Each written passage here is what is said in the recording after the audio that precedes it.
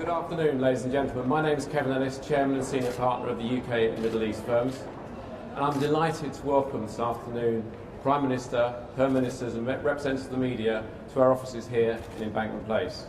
I know you don't want to hear from me, just a few quick words on PwC.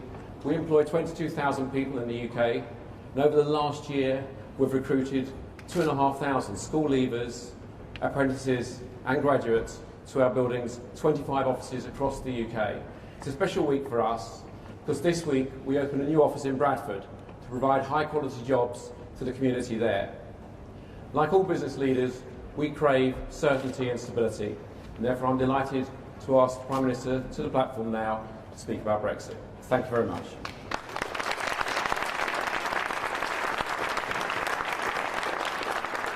Thank you very much, Kevin.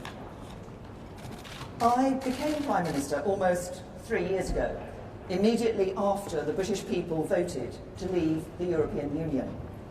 My aim was and is to deliver Brexit and help our country move beyond the division of the referendum and into a better future. A country that works for everyone, where everyone has the chance to get on in life and to go as far as their own talent and hard work can take them. That is a goal that I believe can still unite our country. I knew delivering Brexit was not going to be simple or straightforward. The result in 2016 was decisive, but it was close. The challenge of taking Brexit from the simplicity of the choice on the ballot paper to the complexity of resetting the country's relationship with 27 of its nearest neighbours was always going to be huge. While it has proved even harder than I anticipated, I continue to believe that the best way to make a success of Brexit is to negotiate a good exit deal with the EU as the basis of a new deep and special partnership for the future. That was my pitch to be leader of the Conservative Party and Prime Minister. That is what I set out in my Lancaster House speech, and that was what my party's election manifesto said in 2017. That is, in essence, what the Labour Party's election manifesto stated too. And over 80% of the electorate backed parties which stood to deliver Brexit by leaving with a deal.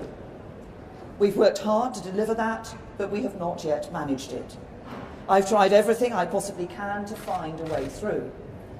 It's true that initially I wanted to achieve this predominantly on the back of Conservative and DUP votes.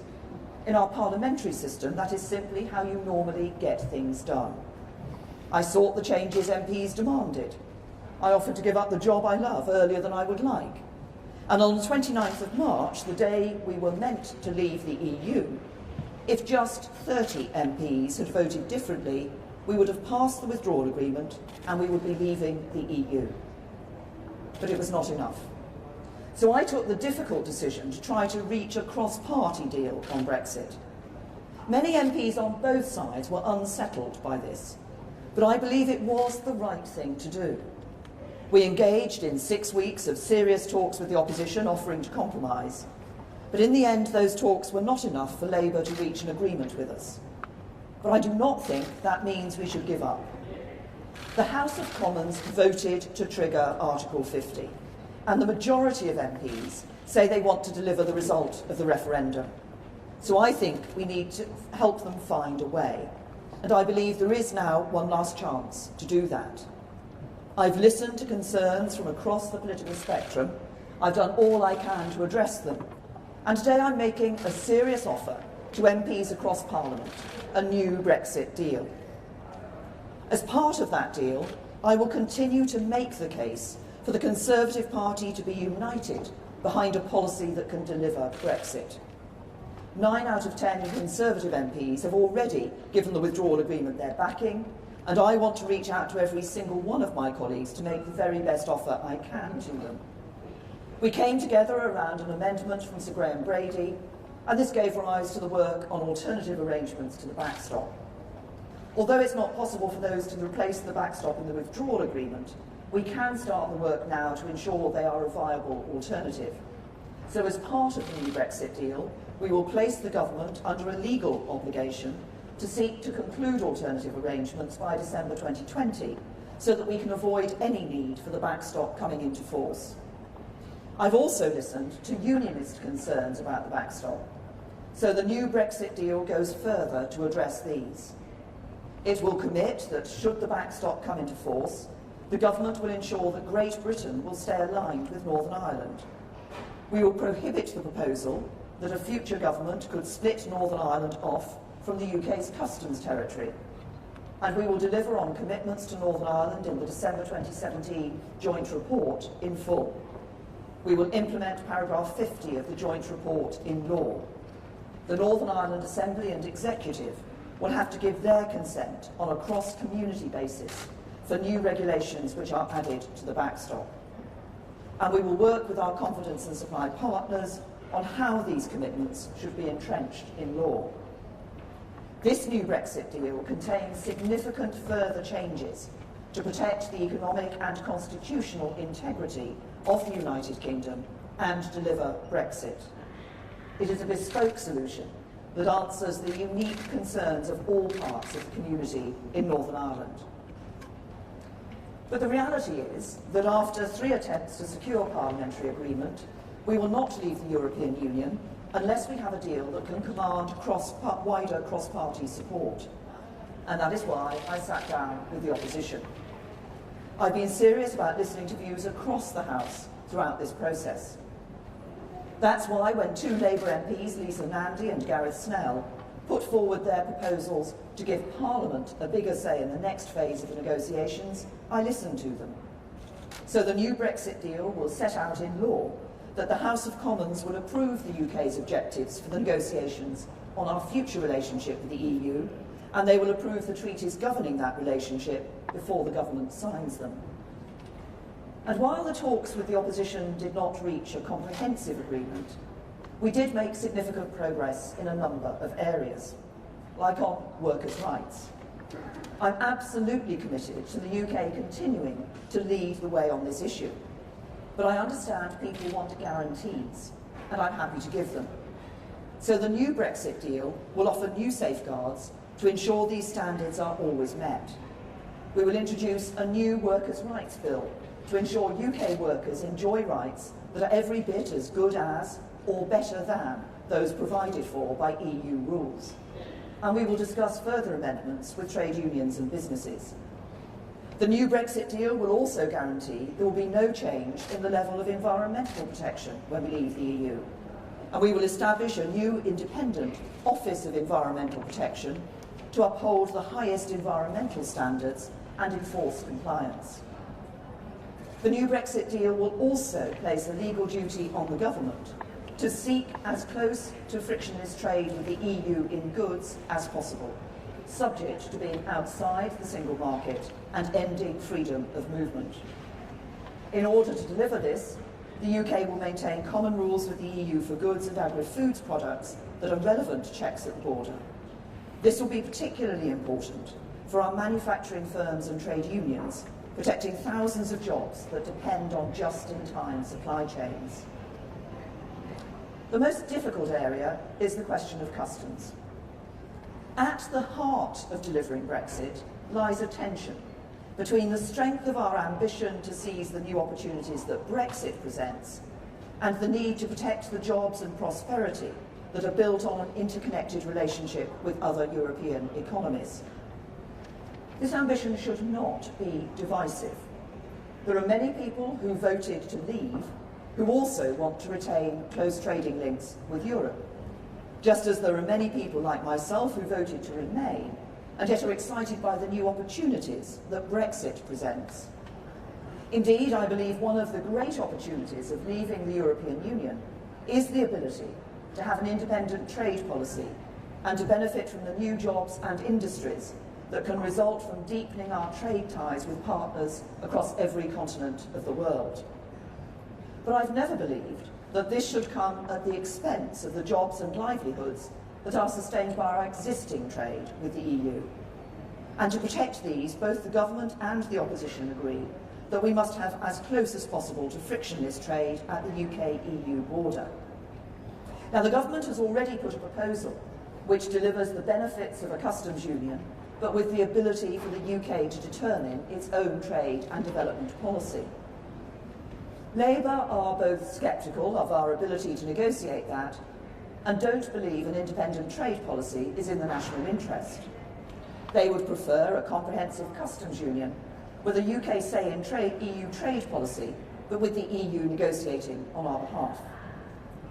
If we're going to pass the Withdrawal Agreement Bill and to deliver Brexit, we must resolve this difference. As part of the cross-party discussions, the government offered a compromise option of a temporary customs union on goods only, including a UK say in relevant EU trade policy, and an ability to change the arrangement so a future government could move it in its preferred direction. We were not able to agree this as part of our cross-party talks. So it is right that Parliament should have the opportunity to resolve this during the passage of the bill and decide between the government's proposal and a compromise option. And so the government will commit in law to let Parliament decide this issue and to reflect the outcome of this process in legislation. I've also listened carefully to those who've been arguing for a second referendum. I've made my own view on this clear on many times. I do not believe this is a route that we should take, because I think we should be implementing the result of the first referendum, not asking the British people to vote in a second one. But I recognise the genuine and sincere strength of feeling across the House on this important issue. The government will therefore include in the Withdrawal Agreement Bill, at introduction, a requirement to vote on whether to hold a second referendum. And this must take place before the withdrawal agreement can be ratified. And if the House of Commons were to vote for a referendum, it would be requiring the government to make provisions for such a referendum, including legislation if it wanted to ratify the withdrawal agreement. So to those MPs who want a second referendum to confirm the deal, you need a deal and therefore a withdrawal agreement bill to make it happen. So let it have its second reading and then make your case to Parliament. Finally, we cannot expect MPs to vote on the same two documents they previously rejected, so we will seek changes to the political declaration to reflect this new deal. So our new Brexit deal makes a 10-point offer to everyone in Parliament who wants to deliver the result of the referendum. 1, the government will seek to conclude alternative arrangements to replace the backstop by December 2020 so that it never needs to be used. 2, a commitment that should the backstop come into force, the government will ensure that Great Britain will stay aligned with Northern Ireland. 3, the negotiating objectives and final treaties for our future relationship with the EU will have to be approved by MPs. 4, a new workers' rights bill that guarantees workers' rights will be no less favourable than in the EU. 5, there will be no change in the level of environmental protection when we leave the EU. 6, the UK will seek as close to frictionless trade in goods with the EU as possible, while outside the single market and ending free movement. 7, we'll keep up to date with EU rules for goods and agri-food products that are relevant to checks at the border, protecting the thousands of jobs that depend on just-in-time supply chains. 8, the government will bring forward a customs compromise for MPs to decide on to break the deadlock. 9, there will be a vote for MPs on whether the deal should be subject to a referendum. And 10, there will be a legal duty to secure changes to the political declaration to reflect this new deal. All of these commitments will be guaranteed in law, so they will endure at least for this Parliament. The revised deal will deliver on the result of the referendum. And only by voting for the Withdrawal Agreement Bill at second reading can MPs provide the vehicle Parliament needs to determine how we leave the EU. So if MPs vote against the second reading of this bill, they are voting to stop Brexit. If they do so, the consequences could hardly be greater. Reject this deal and leaving the EU with a negotiated deal anytime soon will be dead in the water. And what would we do then? Some suggest leaving without a deal. But whatever you think of that outcome, Parliament has been clear it will do all it can to stop it. If not no deal, then it would have to be a general election or a second referendum that could lead to revocation and no Brexit at all. Who believes that a general election at this moment, when we've still not yet delivered on what people instructed us to do, is in the national interest? I do not. And my views on second referendum are well known. Look at what this debate is doing to our politics. Extending it for months more, perhaps indefinitely, risks opening the door to a nightmare future of permanently polarised politics. Look around the world and consider the health of liberal democratic politics. And look across the United Kingdom and consider the impact of failing to deliver on the clear instruction of the British people in a lawful referendum. We do not have to take that path. Instead, we can deliver Brexit. All the changes I've set out today have the simple aim of building support in Parliament to do that. I believe there is a majority to be won for a Brexit deal in the House of Commons. And by passing a deal, we can actually get Brexit done and move our country forwards. If we can do so, I passionately believe that we can seize the opportunities that I know lie ahead. The world is changing fast. Our young people will enjoy opportunities in the future that my generation could never have dreamed of. This is a great time to be alive. A great future awaits the United Kingdom. And we have all we need as a nation to make a success of the 2020s, the 2030s. But we will not do so as long as our politics remain stuck in an endless debate on Brexit. We all have to take some responsibility for the fact that we're in this impasse. And we all have a responsibility to do what we can to get out of it.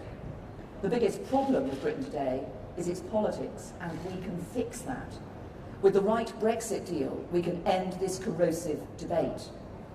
We can get out of the EU political structures, the Parliament, the Commission, the Council of Ministers, that are remote from our lives, and put our own Parliament back in sovereign control of our destiny. We can stop British laws being enforced by a European court, and instead make our own Supreme Court genuinely supreme.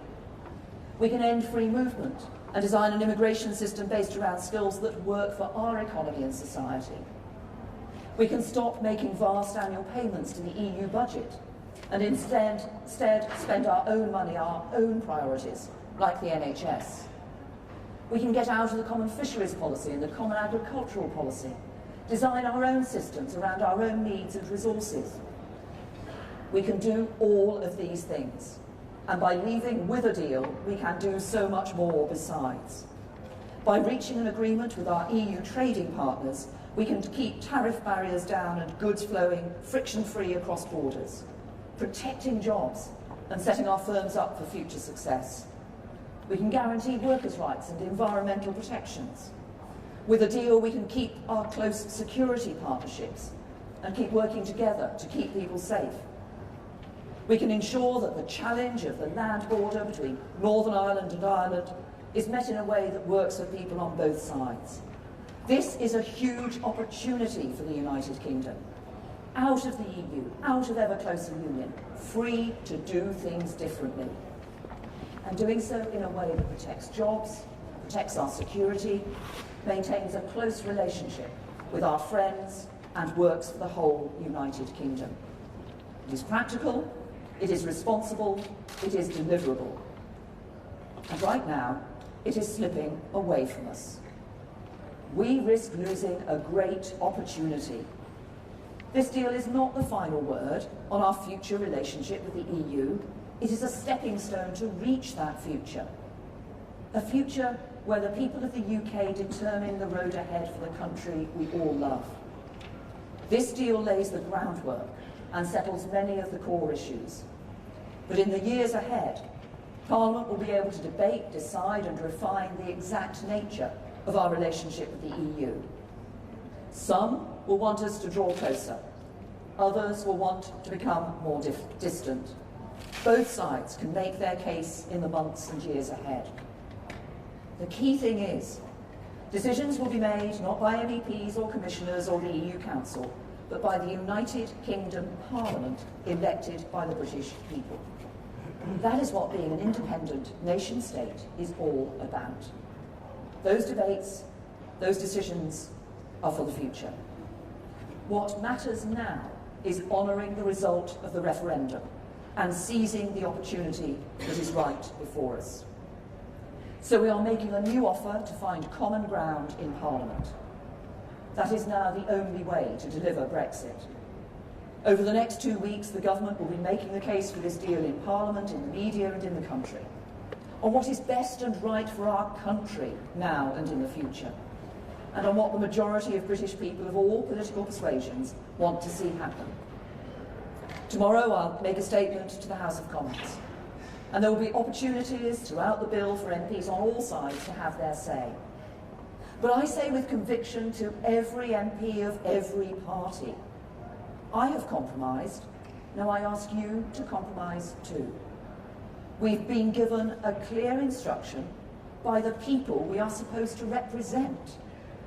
So help me find a way to honour that instruction, move our country and our politics forward, and build the better future that all of us want to see. Thank you.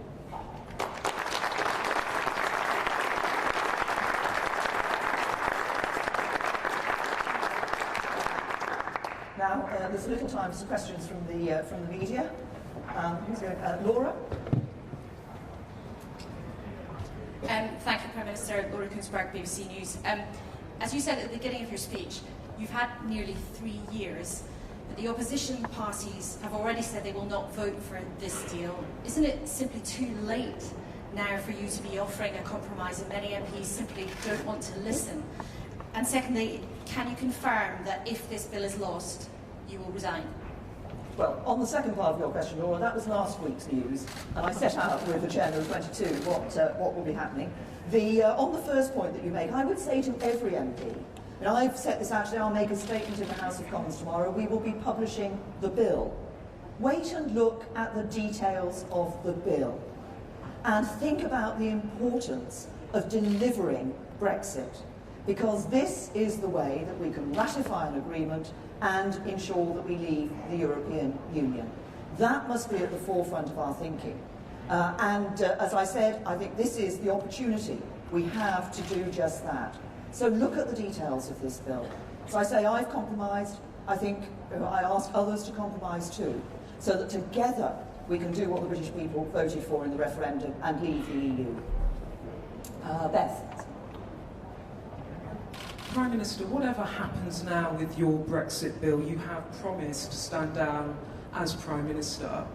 Would you like to see a Brexiteer replace you, or do you think that that would just prolong the polarisation of politics that you've just spoken of? Nice try, Beth, but my view is I'm not going to comment on the future leadership election. That will be a matter for the Conservative Party in all of its parts. Who have we got? Did I see? Let's see, Robert. Prime Minister, Alec, I'm over here. Yes, Alec. yes. Don't worry, I'm just scanning the other. Sorry, I'll give you my full attention. Pleasure, Robert. The pleasure's that await you. You have said, you've said, Prime Minister, that you will give MPs the opportunity to vote on whether to have a so-called confirmatory referendum. Does that mean you are giving a commitment that if they vote for that referendum, there will be a referendum? And you've also said that you will give MPs a vote on whether the UK should remain in a permanent customs union without the ability to negotiate trade deals with other countries. Again, is this a commitment that if they vote for that, that is what a Conservative government would negotiate? Well, as I said in the speech, obviously, as we take these issues through the House of Commons, what the House of Commons will be saying is what they want to see in the final bill. And if you want a deal, it's about ratifying the bill. But I do have to pick you up, Robert, on the fact that you said that I had said there would be a compromise solution of a permanent customs union on the table. No, I didn't. I said a temporary customs union, which would enable a future government to take the customs arrangement in whichever direction it wished to do so. Francis?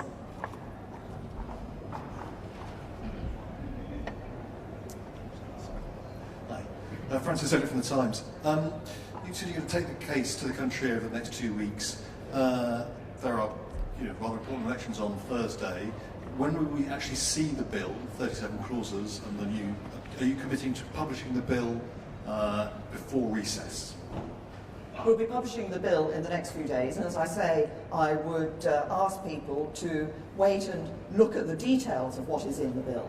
As I say, this is the opportunity that people have to deliver on Brexit. What does the bill do? It enables us to get out of the EU. It enables us to take back control of our money, our borders and our laws. I think that's what people voted for. That's what this bill would enable people to do. Pippa?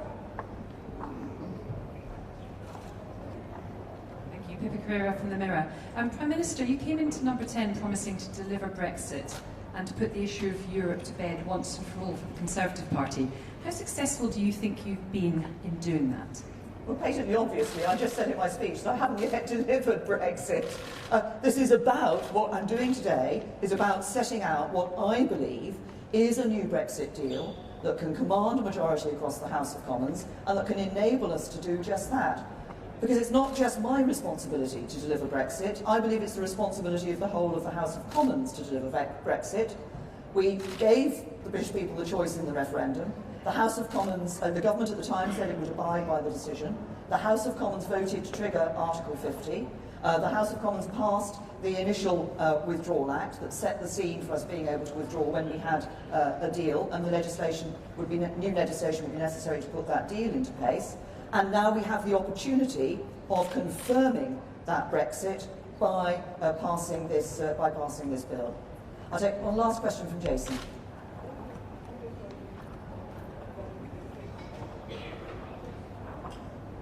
Jason Gross from the Daily Mail. Some of your colleagues seem to be opposed to this, not because necessarily what's in it, but because it's you who's doing the asking.